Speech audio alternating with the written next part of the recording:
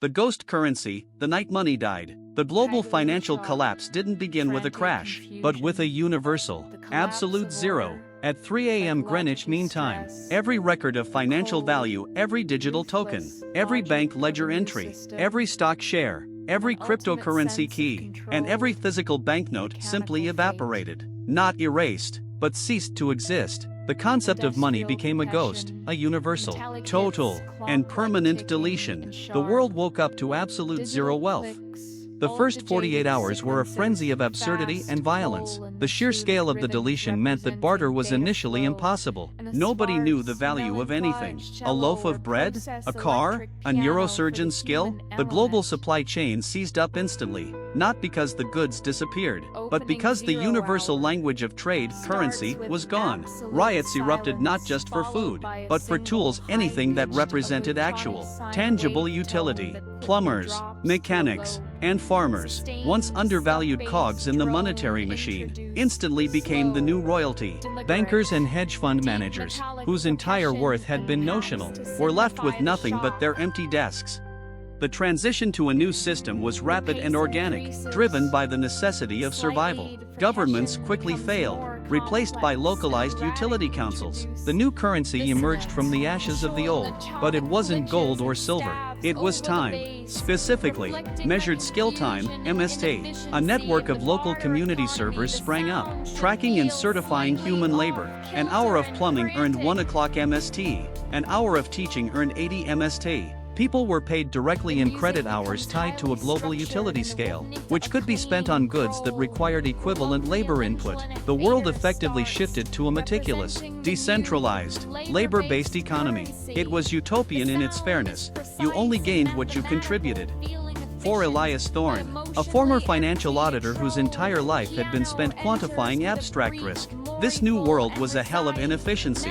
His MSD balance was perpetually low because his skill auditing and calculating financial risk was now useless. He survived by performing menial, unskilled labor, cleaning solar panels, earning just enough MST credits to buy his daily rations. He hated the new system, seeing it as crude, anti-aspirational, and entirely lacking the elegant risk and reward that defined the old world. Elias, obsessed with proving the old system's superior efficiency, began to audit the new, global MST ledger. He hacked into the central utility servers, which now managed the world's production and consumption. He spent months tracing every unit of MST, every hour of labor, every exchange of goods. He was searching for the flaw, the inevitable economic bubble that would lead to the collapse of the MST system and, perhaps, the return of abstract currency. The twist. Elias eventually found the anomaly, but it wasn't a flaw in the MST system, it was a ghost in the machine. He discovered a massive, consistent drain of MST credits, hundreds of millions of credits disappearing daily, being logged to one single recipient ID, ID1A Genesis. This ID represented an entity that performed no labor, consumed no resources, yet hoarded credit that could theoretically sustain entire nations. Elias tracked ID1A Genesis to a remote, abandoned data center in the Arctic Circle, one of the few remaining infrastructure hubs from the old world. He traveled there, convinced he was about to expose a secret cabal, a surviving global elite who had secretly programmed the system to hoard the new currency. When he finally broke into the facility, he found not a room full of people, but a single, ancient, highly sophisticated supercomputer encased in a vault. The computer was silently running the global MST ledger, managing all resource distribution, and maintaining the perfect labor-to-reward balance.